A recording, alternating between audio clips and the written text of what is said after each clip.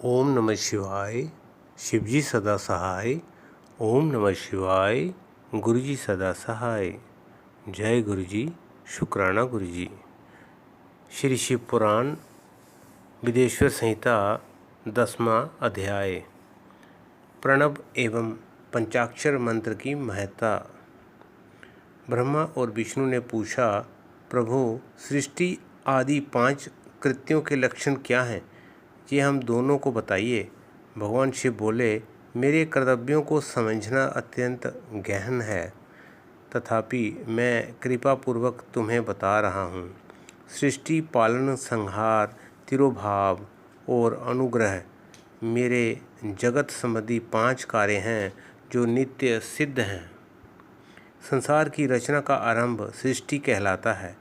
मुझसे पालित होकर सृष्टि का सुस्थिर रहना उसका पालन है। उसका विनाश ही संहार है। प्राणों के उत्क्रमण को तिरोभाव कहते हैं। इन सब से छुटकारा मिल जाना ही मेरा अनुग्रह अर्थात मोक्ष है। ये मेरे 5 कृत्य हैं। सृष्टि आदि 4 कृत्य संसार का विस्तार करने वाले हैं। 5वां कृत्य मोक्ष का है। मेरे भक्तजन इन 5 कार्यों को 5 भूतों में देखते हैं। सृष्टि धरती पर, स्थिति जल में, संहार अग्नि में, तिरोभाव वायु में और अनुग्रह आकाश में स्थित है। पृथ्वी से सबकी सृष्टि होती है। जल से वृद्धि होती है। आग सबको जला देती है। वायु एक स्थान से दूसरे स्थान पर ले जाती है और आकाश सबको अनुग्रहित करता है। इन 5 कृत्यों का भार वहन करने के लिए ही मेरे 5 मुख हैं। 4 दिशाओं में 4 मुख और इनके बीच में 5वां मुख है। पुत्रों, तुम दोनों ने मुझे तपस्या से प्रसन्न कर सृष्टि और पालन 2 कार्य प्राप्त किए हैं। इसी प्रकार मेरी विभूति स्वरूप रुद्र और महेश्वर ने संहार और तिरोभाव कार्य मुझसे प्राप्त किए हैं, परंतु मोक्ष मैं समय प्रदान करता हूँ। मैंने पूर्व काल में अपने स्वरूप भूत मंत्र का उपदेश किया है, जो ओंकार रूप में प्रसिद्ध है। ये मंगलकारी मंत्र है। सर्वप्रथम मेरे मुख से ओंकार ओम प्रकट हुआ, जो मेरे स्वरूप का बोध कराता है। इसका स्मरण निरंतर करने से मेरा ही सदा स्मरण होता है। मेरे उत्तरवर्ती मुख से अकार का, पश्चिम मुख से उकार का, दक्षिण मुख से मकार का, पूर्वी मुख से बिंदु का तथा मध्यवर्ती मुख से नाद का प्रकटीकरण हुआ है। इस प्रकार इन 5 अवयवों से ओंकार का विस्तार हुआ है। इन 5 अवयवों के एकाकार होने पर प्रणव ओम नामक अक्षर उत्पन्न हुआ। जगत में उत्पन्न सभी स्त्री पुरुष इस प्रणव मंत्र में व्याप्त हैं। ये मंत्र शिव शक्ति दोनों का बोधक है। इसी से पंचाक्षर मंत्र ओम नमः शिवाय की उत्पत्ति हुई है। ये मेरे साकार रूप का बोधक है। इस पंचाक्षर मंत्र से मात्र का वर्ण प्रकट हुआ है, जो 5 भेद वाले हैं। इसी से शिरोमंत्र सहित त्रिपदा गायत्री का प्रकटय हुआ है। इस गायत्री से संपूर्ण वेद प्रकट हुए और उन वेदों से करोड़ों मंत्र निकले हैं। उन मंत्रों से विभिन्न कार्यों की सिद्धि होती है।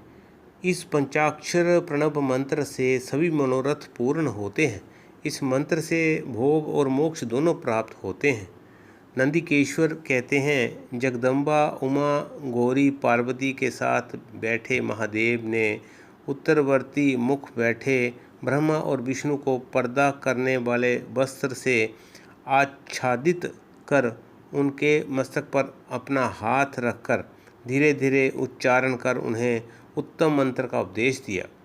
3 बार मंत्र का उच्चारण करके भगवान शिव ने उन्हें शिष्यों के रूप में दीक्षा दी।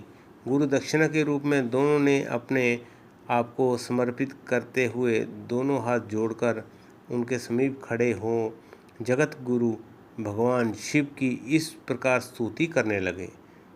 ब्रह्मा विष्णु बोले, प्रभु आपके साकार और निराकार दो रूप हैं। आप तेज से प्रकाशित हैं, आप सबके स्वामी हैं। आप सर्वात्मा को नमस्कार है। आप प्रणव मंत्र के बताने वाले हैं तथा आप ही प्रणव लिंग वाले हैं। सृष्टि, पालन, संहार, तिरोभाव और अनुग्रह आदि आपके ही कार्य हैं। आपके 5 मुख हैं। आप ही परमेश्वर हैं। आप सबकी आत्मा हैं, ब्रह्मा हैं। आपके गुण और शक्तियाँ अनंत हैं। हम आपको नमस्कार करते हैं। इन पंक्तियों से स्तुति करते हुए गुरु महेश्वर को प्रसन्न कर ब्रह्मा और विष्णु ने उनके चरणों में प्रणाम किया। महेश्वर बोले, आर्द्रा नक्षत्र में चतुर्थी को यदि इस प्रणव मंत्र का जप किया जाए तो यह अक्षय फल देने वाला है। सूर्य की संक्रांति में महा आर्द्रा नक्षत्र में एक बार किया प्रणव जप करोड़ों गुना जप का फल देता है। मृगशिरा नक्षत्र का अंतिम भाग तथा पुनर्वसु का रूप का भाग पूजा, होम और तर्पण के लिए सदा आर्द्रा के समान ही है। मेरे लिंग का दर्शन प्रातः काल अर्थात मध्याह्न से पूर्व काल में करना चाहिए। मेरे दर्शन पूजन के लिए चतुर्दशी तिथि उत्तम है। पूजा करने वालों के लिए मेरी मूर्ति और लिंग दोनों समान है। फिर भी मूर्ति की उपेक्षा लिंग का स्थान ऊंचा है, इसलिए मनुष्यों को शिवलिंग का ही पूजन करना चाहिए। लिंग का ओम मंत्र से और मूर्ति का पंचाक्षर मंत्र से पूजन करना चाहिए। शिवलिंग की समय स्थापना करके या दूसरों से स्थापना करवाकर उत्तम द्रव्यों से पूजा करने से मेरा पद सुलभ होता है। इस प्रकार दोनों शिष्यों को उपदेश देकर भगवान शिव अंतर्ध्यान हो गए। इति श्री 10वां अध्याय समाप्तम। 11वां अध्याय प्रारंभ। शिवलिंग की स्थापना और पूजन विधि का वर्णन। ऋषियों ने पूछा, सूत जी, शिवलिंग की स्थापना कैसे करनी चाहिए तथा उसकी पूजा कैसे, किस काल में तथा किस द्रव्य द्वारा करनी चाहिए। सूत जी ने कहा, महर्षियों, मैं तुम लोगों के लिए इस विषय का वर्णन करता हूँ। इसे ध्यान से सुनो और समझो। अनुकूल एवं शुभ समय में किसी पवित्र तीर्थ में, नदी के तट पर ऐसी जगह पर शिवलिंग की स्थापना करनी चाहिए यहाँ रोज पूजन कर सकें। पार्थिव द्रव्य से, जलमय द्रव्य से अथवा तेजस द्रव्य से पूजन करने से उपासक को पूजन का पूरा फल प्राप्त होता है। शुभ लक्षणों में पूजा करने पर यह तुरंत फल देने वाला है। चल प्रतिष्ठा के लिए छोटा शिवलिंग श्रेष्ठ माना जाता है। अचल प्रतिष्ठा हेतु बड़ा शिवलिंग अच्छा रहता है। शिवलिंग की पीठ सहित स्थापना करनी चाहिए। शिवलिंग की पीठ गोल, चौकोर, त्रिकोण अथवा खाट के पाए की भांति ऊपर नीचे मोटा और बीच में पतला होना चाहिए। ऐसा लिंग पीठ महान फल देने वाला होता है। पहले मिट्टी अथवा लोहे से शिवलिंग का निर्माण करना चाहिए। जिस द्रव्य से लिंग का निर्माण हो उसी से उसका पीठ बनाना चाहिए। यही अचल प्रतिष्ठा वाले शिवलिंग की विशेषता है। चल प्रतिष्ठा वाले शिवलिंग में लिंग व प्रतिष्ठा एक ही तत्व से बनानी चाहिए। लिंग की लंबाई स्थापना करने वाले मनुष्य के बाहर अंगुल के बराबर होनी चाहिए। इससे कम होने पर फल की भी कम प्राप्त होता है, परंतु 12 अंगुल से लंबाई अधिक भी हो सकती है। चल लिंग में लंबाई स्थापना करने वाले के 1 अंगुल के बराबर होनी चाहिए, उससे कम नहीं। जजमान को चाहिए कि पहले वह शिष्य शास्त्र के अनुसार देवालय बनवाए तथा उसमें सभी देवगणों की मूर्ति स्थापित करे। देवालय का गर्भगृह सुंदर, सुदृढ़ और स्वच्छ होना चाहिए। उसमें पूर्व और पश्चिम में 2 मुख्य द्वार हों, यहाँ शिवलिंग की स्थापना करनी हो। उस स्थान के गर्त में नीलम, लाल, वैदूर्य, श्याम, मरकत, मोती, मूंगा, गोमेद और हीरा, इन 9 रत्नों को वैदिक मंत्रों के साथ छोड़ें। 5 वैदिक मंत्रों द्वारा 5 स्थानों में से पूजन करके अग्नि में आहुति दें और पवित्र परिवार सहित मेरी पूजा करके आचार्य को धन से या तथा भाई बंधुओं को मनचाही वस्तुओं से संतुष्ट करें। जाचकों को सुवर्ण ग्रह एवं भू संपत्ति तथा गाय आदि प्रदान करें। स्थावर जंगम सभी जीवों को यत्न पूर्वक संतुष्ट कर एक गड्ढे में सुवर्ण तथा 9 प्रकार के रत्न भरकर वैदिक मंत्रों का उच्चारण करके परम कल्याणकारी महादेव जी का ध्यान करें। तत्पश्चात नाद घोष से युक्त महामंत्र ओंकार ओम का उच्चारण करके गड्ढे में पीठ युक्त शिवलिंग की स्थापना करें। वहाँ परम सुंदर मूर्ति की भी स्थापना करनी चाहिए तथा भूमि संस्कार की विधि जिस प्रकार शिवलिंग के लिए की गई है उसी प्रकार मूर्ति की प्रतिष्ठा भी करनी चाहिए। मूर्ति की स्थापना अर्थात प्रतिष्ठा पंचाक्षर मंत्र से करनी चाहिए। मूर्ति को बाहर से भी लिया जा सकता है परंतु वह साधु पुरुषों द्वारा पूजित हो। इस प्रकार शिवलिंग व मूर्ति द्वारा की गई महादेव जी की पूजा शिव पद प्रदान करने वाली है। स्थावर और जंगम से लिंग की भी 2 तरह का हो गया है। वृक्ष लता आदि को स्थावर लिंग कहते हैं और कृमि कीट आदि को जंगम लिंग। स्थावर लिंग को सींचना चाहिए तथा जंगम लिंग को आहार और एवं जल देकर तृप्त करना चाहिए। यूं चराचर जीवों को भगवान शंकर का प्रतीक मानकर उनका पूजन करना चाहिए। इस तरह महालिंग की स्थापना करके विधित उपचारों द्वारा उसका रोज पूजन करें तथा देवालय के पास ध्वजारोहण करें। शिवलिंग साक्षात शिव का पद प्रदान करने वाला है। आवाहन, आसन, अर्घ्य, पादांग, आचमन, स्नान, वस्त्र, यज्ञोपवीत, गंध, पुष्प, धूप, दीप, नैवेद्य, तांबूल, समर्पण, निराजन, नमस्कार और विसर्जन, ये 16 उपचार हैं। इनके द्वारा पूजन करें। इस तरह किया गया भगवान शिव का पूजन शिव पद की प्राप्ति कराने वाला है। सभी शिवलिंगों की स्थापना के उपरांत चाहे वह मनुष्य द्वारा स्थापित ऋषियों या देवताओं द्वारा अथवा अपने आप प्रकट हुए हों, सभी का उपर्युक्त विधि से पूजन करना चाहिए, तभी फल प्राप्त होता है। उसकी परिक्रमा और नमस्कार करने से शिव पद की प्राप्ति होती है। शिवलिंग का नियम पूर्वक दर्शन भी कल्याणकारी होता है। मिट्टी, आटा, गाय के गोबर, फूल, कनेर, पुष्प, फल, गुड़, मक्खन, भस्म अथवा अन्न से शिवलिंग बनाकर प्रतिदिन पूजन करें तथा प्रतिदिन 10,000 प्रणव मंत्रों का जाप करें अथवा दोनों संध्याओं के समय एवं सहस्र प्रणव मंत्रों का जाप करें। इससे भी शिव पद की प्राप्ति होती है। जब काल में प्रणव मंत्र का उच्चारण मन की शुद्धि कराता है।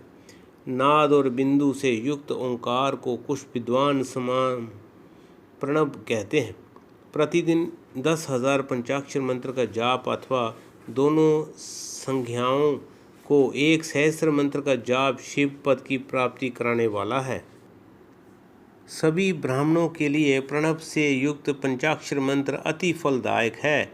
कलश से किया स्नान, मंत्र की दीक्षा, मातृकाओं का न्यास, सत्य से पवित्र अंतकरण ब्राह्मण तथा ज्ञानी गुरु सभी को उत्तम माना गया है। पंचाक्षर मंत्र का 5 करोड़ जाप करने से मनुष्य भगवान शिव के समान हो जाता है। 1, 2, 3 अथवा 4 करोड़ जाप करके मनुष्य क्रमशः ब्रह्मा, विष्णु, रुद्र तथा महेश्वर का पद प्राप्त कर लेता है। यदि 1000 दिनों तक प्रतिदिन 1 सहस्र जाप पंचाक्षर मंत्रों का किया जाए और प्रतिदिन ब्राह्मण को भोजन कराया जाए तो इससे अभीष्ट कार्य की सिद्धि होती है। ब्राह्मण को प्रतिदिन प्रातःकाल 1008 बार गायत्री मंत्र का जाप करना चाहिए, क्योंकि गायत्री मंत्र शिव पद की प्राप्ति कराता है। वेद मंत्रों और वैदिक श्रुतियों का भी नियम से जाप करें। अन्य मंत्रों में जितने अक्षर हैं उतने उनके लाख जाप करें। इस प्रकार यथाशक्ति जाप करने वाला मनुष्य मोक्ष प्राप्त करता है। अपनी पसंद से कोई एक मंत्र अपनाकर प्रतिदिन उसका जाप करें अथवा ओम का नित्य एक सहस्र जाप करें। ऐसा करने से संपूर्ण मनोरथ की सिद्धि होती है। जो मनुष्य भगवान शिव के लिए फुलवाड़ी या बगीचे लगाता है तथा शिव मंदिर में झाड़ने बुहारने का सेवा कार्य करता है, ऐसे शिव भक्त को पुण्य कर्म की प्राप्ति होती है। अंत समय में भगवान शिव उसे मोक्ष प्रदान करते हैं।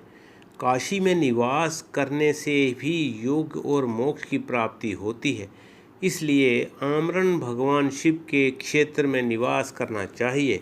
उस क्षेत्र में स्थित बावड़ी, तालाब, कुआं और पोखर में शिवलिंग समझकर वहां स्नान, दान और जाप करके मनुष्य भगवान शिव को प्राप्त कर लेता है। जो मनुष्य शिव के क्षेत्र में अपने किसी मृत संबंधी का दाह, दशाह, मासिक श्राद्ध अथवा वार्षिक श्राद्ध करता है अथवा अपने पितरों को पिंड देता है, वह तत्काल सभी पापों से मुक्त हो जाता है और अंत में शिव पद प्राप्त करता है। लोक में अपने वर्ण के अनुसार आचरण करने व सदाचार का पालन करने से शिव पद की प्राप्ति होती है। निष्काम भाव से किया गया कार्य अभिष्ट फल देने वाला एवं शिव पद प्रदान करने वाला होता है। दिन के प्रातः, मध्याह्न और सायं 3 विभाग होते हैं। इनमें सभी को एक एक प्रकार के कर्म का प्रतिपादन करना चाहिए। प्रातः काल रोजाना दैनिक शास्त्र कर्म, मध्याह्न सकाम कर्म तथा सायंकाल शांति कर्म के लिए पूजन करना चाहिए। इसी प्रकार रात्रि में 4 प्रहर होते हैं।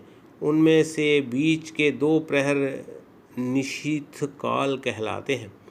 इसी काल में पूजा करनी चाहिए, क्योंकि ये पूजा अभीष्ट फल देने वाली है। कलयुग में कर्म द्वारा ही फल की सिद्धि होगी। इस प्रकार विधि पूर्वक और समय अनुसार भगवान शिव का पूजन करने वाले मनुष्य को अपने कर्मों का पूरा फल मिलता है। ऋषियों ने कहा, सूत जी, ऐसे पुण्य क्षेत्र कौन कौन से हैं जिनका आश्रय लेकर सभी स्त्री पुरुष शिव पद को प्राप्त कर लें? कृपया कर हमें बताइए। इसका उत्तर सूत जी ने अगले 12वें अध्याय में दिया है। इति श्री 11वां अध्याय समाप्तम। ओम नमः शिवाय। शिवजी सदा सहाय। ओम नमः शिवाय। गुरुजी सदा सहाय। जय गुरुजी। शुक्राना गुरुजी।